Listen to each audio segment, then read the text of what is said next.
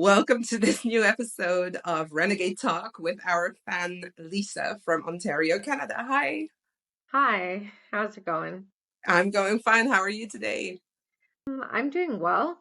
Just it's still early in the day today for me, so I've just been doing my normal routine in the morning with my only child, which is a black cat, and I'm just really excited to be here. Yeah. Why did you accept to do this? Because it's quite an exposure to do a personal interview like that. So, what pushed you to say yes?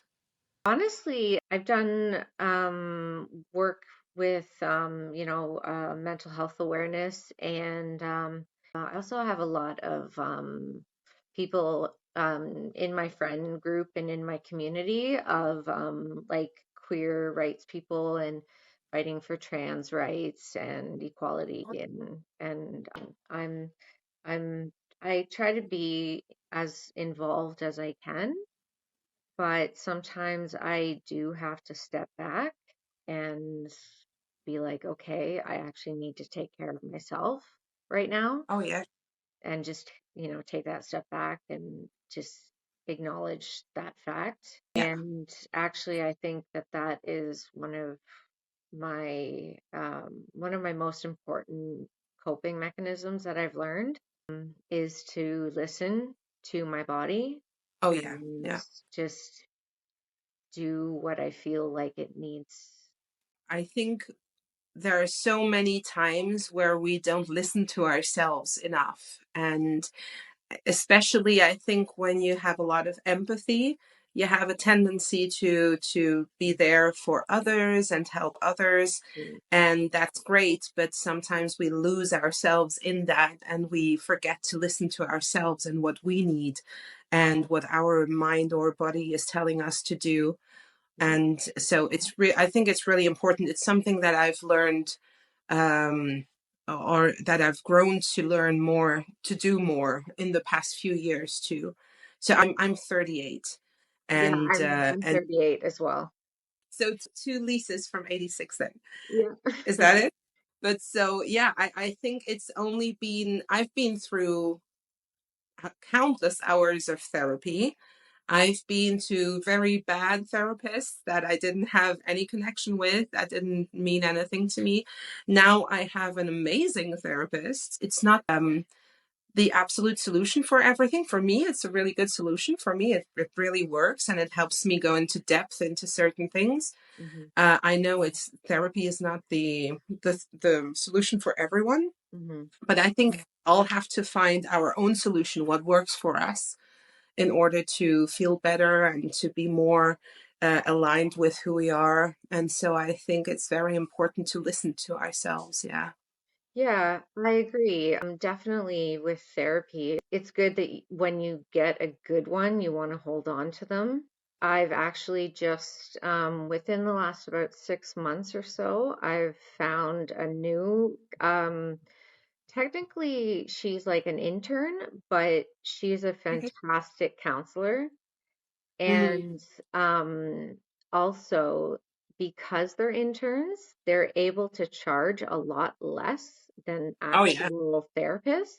So an hour could be like $150, right? For an hour Hmm. with a therapist. Whereas I found the intern program, and I literally get sessions for $25 a session. And that is something that is really, really important for me because I'm on government assistance, that Hmm. I can't afford to pay $150 for therapy. And so I was bouncing back and forth between all these different counseling places that would offer you only 6 or 8 sessions. And Yeah. then after that, you're kind of done. But so they give you those free, 6 to 8 sessions for free. Yeah. Yeah. But then But after that, how did you find the intern program then? I don't remember. I think it was through, I'm pretty sure it was through Facebook. And I Okay. actually had the opportunity to talk to two different interns to see which one that I felt more of a connection with. Yeah. And I felt really connected to one of the women, and which I actually prefer to have a woman counselor, just because I definitely feel more comfortable Mhm. speaking about um, certain issues that I've dealt with in the past. So, Yeah. but Yeah. yeah, and we communicate through email even, and she checks up on me, and Oh, it's really good. yeah, that's wonderful that you found that because it is, I think it's always, there's a huge problem with that in general because you see, I'm in France and you're in Canada, so the healthcare systems and the government is completely works in completely different ways, and the functions are completely different, but still we have the same issues. And with therapy, I think there are so many people who really need counseling and who need to be able to talk to someone, and they're from all of that group of people, there are so few that can actually afford the help and afford to go and see a counselor. And we have the same here too. There are some government programs in France that allow you to go to 5 or 6 sessions. But I mean, if you have a really deep issue you need to address, it's not 5 or 6 sessions, it's 5 or 6 years. So I mean, it's really, it can really help if there is an extremely urgent issue Mm, right now that you really need to address immediately. But it has nothing to do with really going to therapy and really doing the work. So I mean, that's a problem we have to really have to work upon, I think, and try to find solutions for people who don't have the income to pay 150 a session. exactly. So Yeah. have you been on the disability program purely for mental health issues, or do you have other ailments that go with that? Well, they're kind of connected. When I was about 13 or 14, so just going into high school, I was getting these horrible, horrible stomach aches and this feeling of just doom and nausea and just like shaking. My body would just like be shaking and I would just feel really weak. And I went to see my doctor, and she obviously thought it was possibly chronic fatigue syndrome. Mm-hmm. And then we did some more like testing and stuff and just more therapy, and eventually we found out then she thought it was a digestive issue. So Okay. they thought I had maybe IBS or Crohn's Yeah. disease. Yeah. Yeah. But then it got to the point where my doctor was like, this isn't something physical. This is like you have an anxiety disorder. And so first I was told that. And then shortly after, major depressive disorder. Um, But so and they thought it was psychosomatic then? yeah, Yeah. Of she wanted to rule out anything physical, I guess, before, course. Yeah. yeah. But then with the anxiety diagnosis, I was able to get on some anti-anxiety medications. Yeah. And high school was very rough for me because I was dealing with that anxiety and kind of it was social anxiety. So Yeah. I actually almost didn't graduate high school because they told me if I missed one more day of school that I wouldn't be able to graduate Hmm. because I would stay home because I felt so sick. I couldn't get out of bed. And I think with dealing with that, then the depression came on, creeping in there. And it got to the point where we have, we tried so many medications and I can't even count how many I've tried. Um, And then unfortunately we discovered that it's treatment resistant depression. So Okay. that's something that I'm gonna have to deal with for the rest of my life. closer to university, I was also diagnosed with borderline personality disorder. Yeah. Very young, I was also diagnosed with complex PTSD as well. I was basically, because of my illnesses, I was literally almost bedbound for Mhm. off and on for almost 5 years. Um, When you were experiencing all of those symptoms, let's say from 13 on, 12, 13, or whatever, when, from that time where you were very young, what, throughout the years up to university, was there a definite origin to all of the symptoms? And did you already talk about all of that? And did people around you know about what was going on? Or were you just trying to cope with the symptoms? And were the doctors trying to help you with everything that was symptomatic without knowing the origin of the symptoms? And did that come out only when you were in university? well, like I said, with my family doctor, I had such a good and long relationship with her, and she started to learn more about my history and my childhood. She wanted me to look deeper, and through therapy, I remembered a lot of things that I didn't really want to remember, but Yeah.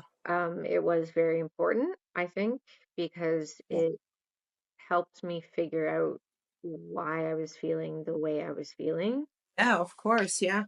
So basically, my biological parents divorced when I was about 6, Hmm. and they didn't have a very good relationship. It was a lot of fighting, so verbal arguments and nothing physical, but it got to the point where she became a very strong alcoholic.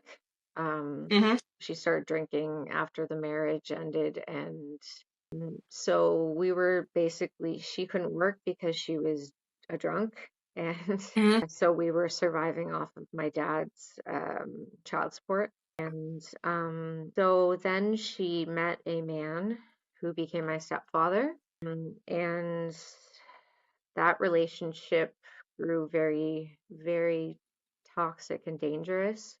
He became verbally, emotionally, physically abusive towards my mom. And he was also a drunk as well. And I mean, they probably did countless drugs behind closed Yeah. doors and that kind of thing. But Yeah.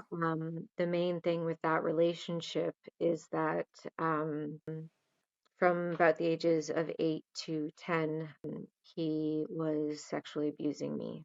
And I would just do anything I could possibly do to not be in the house. And I befriended a very adorable donkey whom my stepfather owned. But Hmm. this donkey became my best friend because he was the only real escape that I had back then. We tend to use different coping mechanisms anyhow to get through life when we've gone through a lot of trauma or very heavy trauma, and that it stays untreated, or that people are unaware of it and around us. And I know that I was a drug addict for years and years. For, I would say, I started taking drugs when I was maybe 13 or something like that. And it got to a point that was really, really bad when I was maybe 18, 20. And then I got out of it when I was 20. I moved countries. I was very lucky. I'm very lucky. I don't know how I'm still walking this earth. Yeah, I There's feel some the days I same way. wake up, I'm still here, It's like, Yeah, wow, I don't know how that's possible, but somehow I made it to 38. yeah, me But too. so it's so some days I wake up and I'm like really amazed at the fact that I'm still alive with everything I went through and everything I did. So yeah, I think there is some purpose to be found in the fact that we are still here. So I think when you start getting in a state of mind where you try to align with who you are and what you need and what your purpose can be for you and for others, then I think that's why we're still here, because people like you and me could easily be somewhere else today. I mean, we Yeah. could easily not be alive. So it's like this has to mean something. Just to go into that a little bit, because I want to touch upon Ren. And how did you discover him, and when did that happen, and how has that journey been for you to be a fan of his? Well, I was introduced to him about a year and a half ago, maybe Okay. 2 years ago.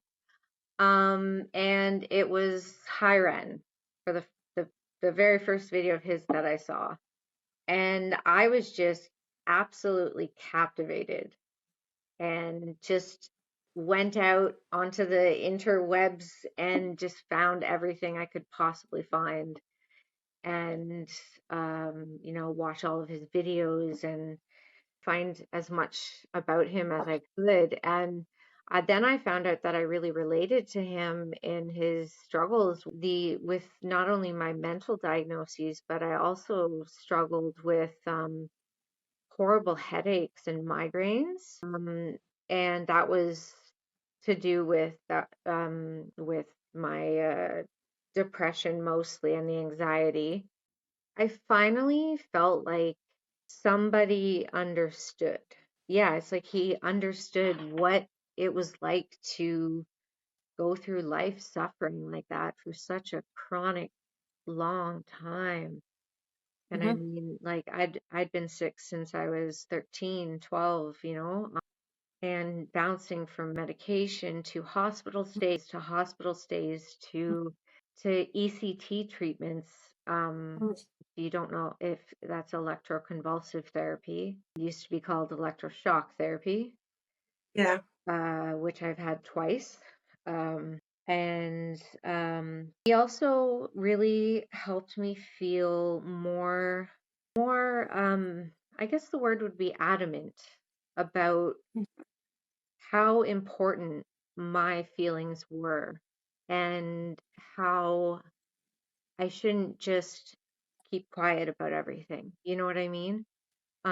And um, throughout high school, I started writing poetry a lot, and it was my escape.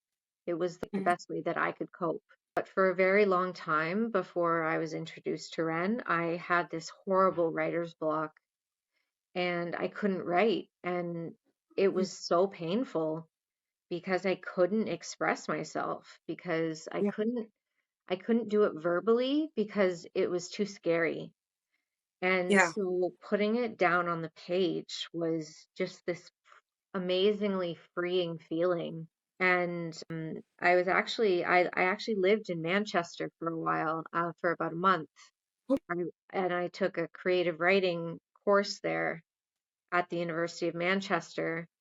And that went back in the day. But anyways, so I was really like I wanted to be a writer. I Mhm. technically I am a writer. I've actually published one book already of poetry. Okay. Yeah, that was about 10 years ago, which is a long time, but because of that 5-year writer's block, but with being introduced to Ren, it was just this amazing like it's almost like some of my fog was like lifted and I was able to like really sit and listen to his music and Mhm. feel how amazingly honest he is and how amazingly inspirational he is. I mean, suffering the way he has with no answers. I had no answers for a long time.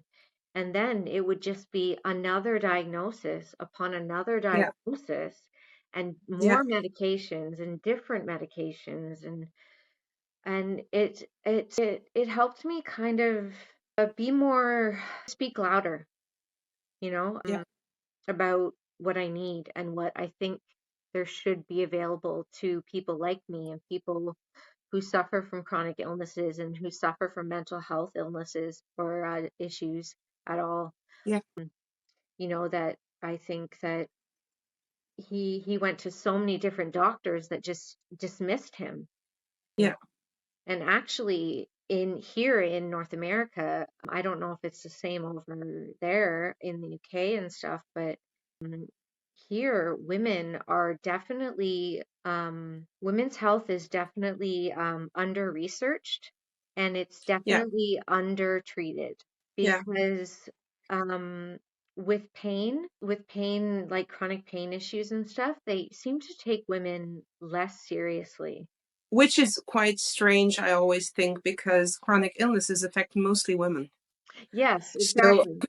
it's like we're the ones that are the most affected, but we're the less treated. Yeah. So, I mean, there were a lot of times where I just wanted to give up and just never get out of bed again. Or, Of course.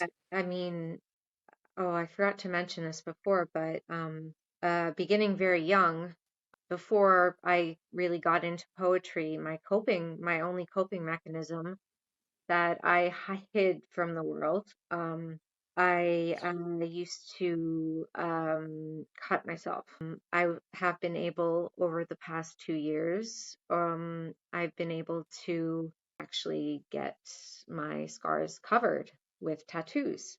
Oh, really? Oh, that Yes. is great. Yes, it's really something that I've wanted for a very long time, Yeah. but it's also something that's been very freeing for me. It's like I'm able to like reclaim my body Yeah. and, put things on my skin that inspire me and that have helped me throughout my life and just, yeah, like reclaim it. Like it's Yeah. mine, it's Yeah. mine and I'm not dirty and like I just felt like no matter how many showers or baths or whatever I had, it never was clean. But Yeah. I'm so much more comfortable in my body now. Do you have any Ren related tattoos yet?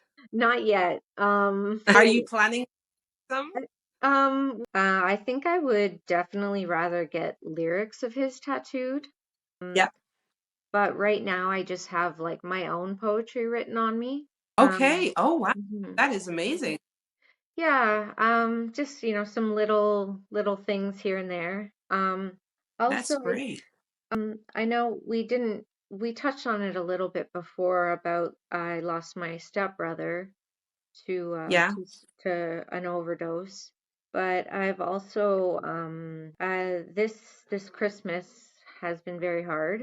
Yeah. Well, the past since November, I lost one of my best friends um, um, 6 years ago this past November. She took her own life, and that was always really difficult to deal with every year, especially because it's right around my birthday. Okay. And Christmas was extremely hard because this was the third year that my dad um, he took his own life as well. Oh, He I'm so Yeah, he he jumped from a fourth floor balcony and died. This was the third year without him there, and but something that has really held me together, I'd say the past 4 years or so, has been my brother and his wife had two twin girls, and ooh. they're not identical, but they're twins. Yeah. And they are just the most beautiful thing ever. Like, I knew I didn't want to have my own children just Hmm. because of what I've gone through. But now that I have my nieces, it's like this extra reason for me to be stable and to stay here. Because of everything you've told about your life story, what you experienced, what is there any one song that you like really relate to that you absolutely adore?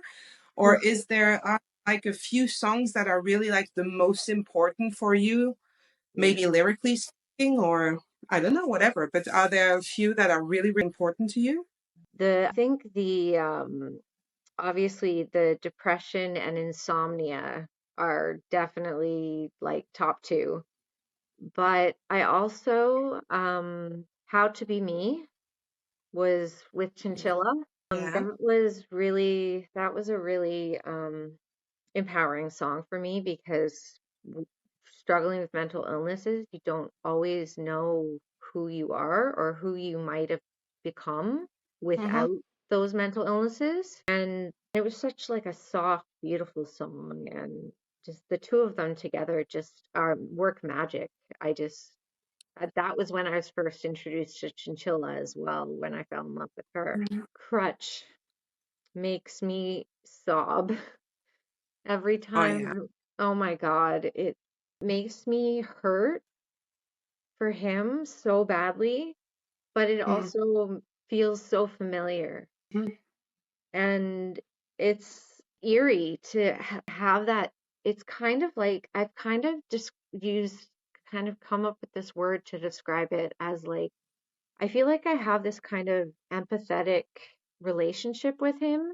Even obviously I've never met him or talked to him but I just feel everything. Like I've always been an empathetic person, and I just feel everything that he says so deeply, and it just resonates with me more than like any other artist or any, like I have never related so much to a person I don't even know. You know what I Mm-hmm. mean? Like, and the strength, just the strength he has, and how persistent he was to get help. And oh my God, it's just, he blows me away. And it's not just in talented way, but also in a perseverance way, and how he never took no for an answer, and he knew there was something wrong with him, and he never stopped fighting. Yeah. Yeah. And with all that pain, I can relate to that so much. I mean, and like I said, it's never related so much to someone or to someone's work as much as I have Yeah. related to his work. Yeah, I find there's a lot of a lot of really deep kind of sad-ish songs that are very good to listen to when you're not having a great time. But then he has this amazing array of just like every kind of possible thing he could do, he can do. And Yeah. Yeah. Yeah. so if I'm having a great day, I'm listening to Ren as well. Yeah, Yeah. and it literally just makes it helps to calm my mind and to stop all those little voices that say like you're not enough, you're not you're you're not enough. Yeah. And So is his music something you rely on for your mental health too? Is it something where you think, okay, I can listen to Ren and it'll help me yes, feel yes. better or stabilize my thoughts or Yeah, I feel like it allows me to be able to cope with sad feelings, but also with happy feelings and with dark feelings, because I know a lot of his music can be pretty dark. And I associate a lot with those as well because a lot of my poetry is kind of morbid and dark. And, with going through everything that I've gone through, and with Ren going through everything that he's gone through, there's a lot of darkness there, but yeah, there's light as well. So when I see him singing, his heart out, it's an amazing feeling. But then you see him singing like about Joe, and he's just so vulnerable, and oh, it's just amazing. Can't even put one word to describe him. It's like I was saying, you can't compare his songs because each one is like a masterpiece on its own, and each one has a different feel to it, and like just you can't really even compare. His his work has just gotten me feeling feelings that I haven't felt in a long time, and being able to express them through my poetry again. So at this point right now, I guess since my last book was published, but it was 10 years ago, I have one at the publishers right now. So a Yeah. second one, and then my New Year or my resolution or my bucket list, I'd say, like you were asking, is to finish a third book by the end of the year. Oh, that's amazing. Yeah. That's really great. Yeah. So If you were to shout out to the Renegades or anything you want to say to the Renegades in general or to Ren. it's kind of a tough one. I mean, honestly, I would just love to sit down with Ren and just like pick his brain and, just like, I just amazed by everything that comes out of him. And to the Renegades, I think Ren has just opened this huge door to so many people of different ages, different, male or female or, non-binary, trans, everything, different ages and nationalities. And he has just opened this huge door for this kind of music and this kind of, not just music, but this kind of art that it's just so empowering to people and so relatable and so it's just brought so many people together and it's really it's really inspiring and it's really amazing and I'm so disappointed because I missed his secret garden party. Oh yeah, me too. You Yeah. wouldn't imagine. And I'm like right next to the UK, so it takes me 3 hours to get there. So Mm. I'm disappointed too. Yeah, Yeah, I would I'm. have had to fly over there, but I had the money and Yeah. I was planning the trip and I was planning places to stay and I was planning rides and getting my camping gear together and then I got someone crypto scammed me and Oh. they stole almost $7,000 from me. And then I couldn't go to the festival because I all the money I had for the festival was stolen. And that was just, oh, that was heartbreaking. Oh, It was that's heartbreaking. terrible. Oh, I'm Yeah. so sorry. I still feel bad about it because that's like been his only real show in, well, let's say 5 years now, almost. Yeah, but the good thing, the positive in this is I've thought a lot about that too, and I'm like, I think, well, this is the type of artist I'm never going to be fed up of. I mean, I'm going Mm. to listen to Ren as long as he makes music Right. because it's just everything is interesting, and I like everything he does, and so there's no. I I don't think I'm ever going to stop listening to him and to stop, following him. And Mm. so I thought, he's probably going to do extremely few shows Mm. and very few concerts, but he'll really do the ones he can do because that's what he wants to do. So I think there's no world in which he's never going to do any concert anymore because the Even just, second and he will do it because he really wants to do that. That's really the whole point. So even if it's in a few years, then we'll meet up there and I'll see you at that concert and we'll be really happy to go to that one.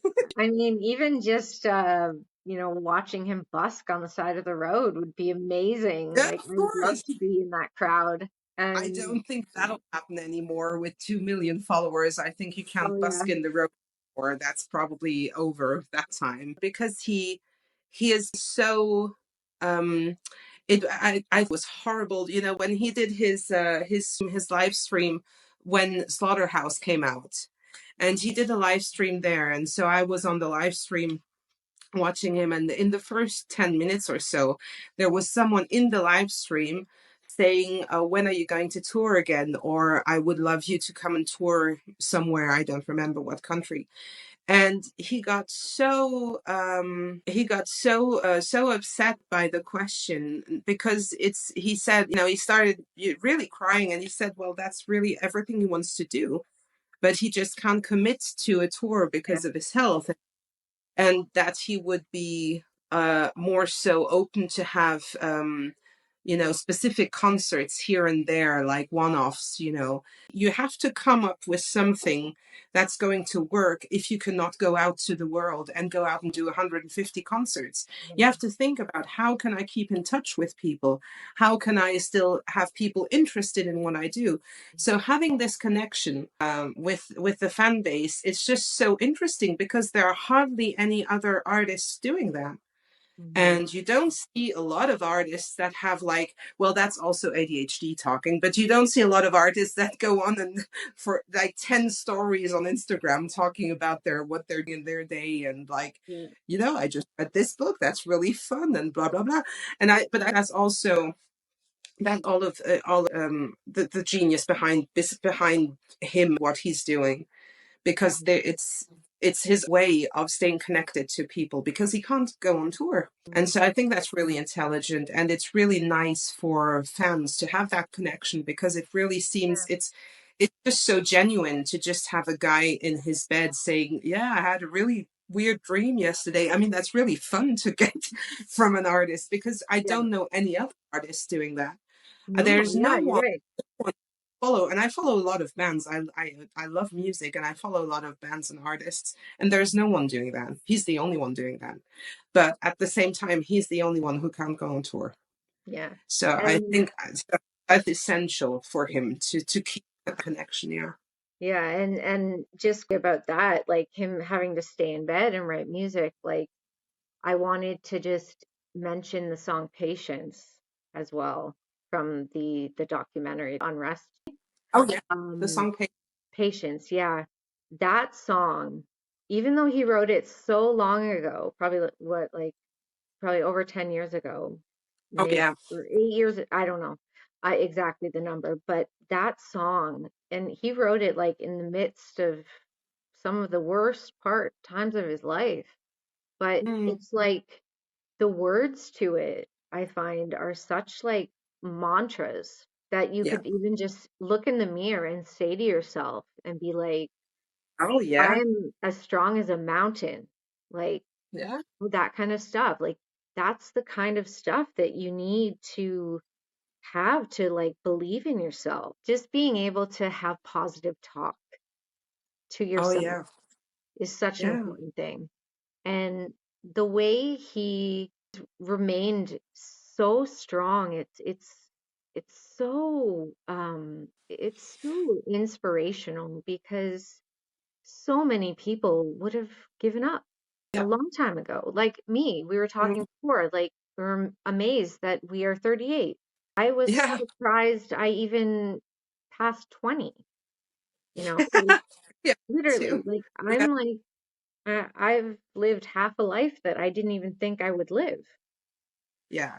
Yeah. So, I mean, and probably same with Ren. Like he said, Yeah. if I have to deal with this illness another day, I'm gonna, or like another year, and I can't do it anymore. Yeah.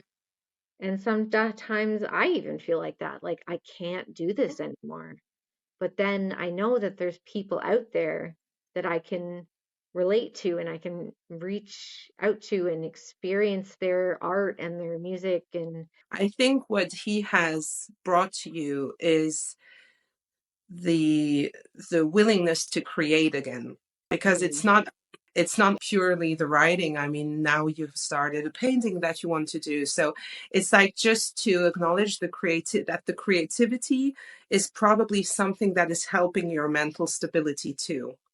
And so definitely. to have the push to create is something that is helping you in your day-to-day life too. Yeah, I completely agree with that. It's been one of my not only a coping mechanism but like an escape. You Yeah. kind of you write this, it might be really morbid, it might be really dark, but you write it down and then you sit back and you're just like, okay, I got that out and it's on paper and I think it's beautiful and a lot of other people might think it's beautiful too. And that's with what Ren is just like. He's just, like I said, he's opened these doors to such beauty in so many different ways. Like, Mhm. in his darker stuff, Slaughterhouse and, um, Mhm. you know. all of his Cujo beat down and stuff like that, you know. But I can relate to a lot of that stuff as well because of Mhm. the darkness that I've experienced. Yeah. It's just I'm amazed at him every time I see something new. So it was great having you on, Lisa. I'm really happy Thank that we you. did this together. And I thank you so much for being so open and candid about your story and everything. That's really, it can be so helpful for other people who have gone through similar things to have someone talk about it and to know that they're not alone. So thank you so much for doing that. That's really important work. That's the main thing that I hope with my writing is that, and this is probably what Ren does as well, is, you know, I hope it can just help one person, you know, to feel not alone. And Yeah. that's all that's one of the main reasons I write, other than for myself, obviously. I just, Yeah. even if I can help one person.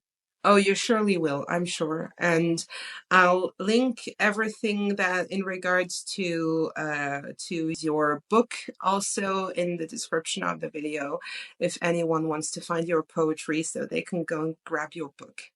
Yeah, I can send you like a link to the, it's on Amazon just as a Kindle right now, but yeah, I can Yeah. send you a link to that. Okay? Okay. Do that. Well, thank you so much and see you soon then. Yes, you too. Thank you so much.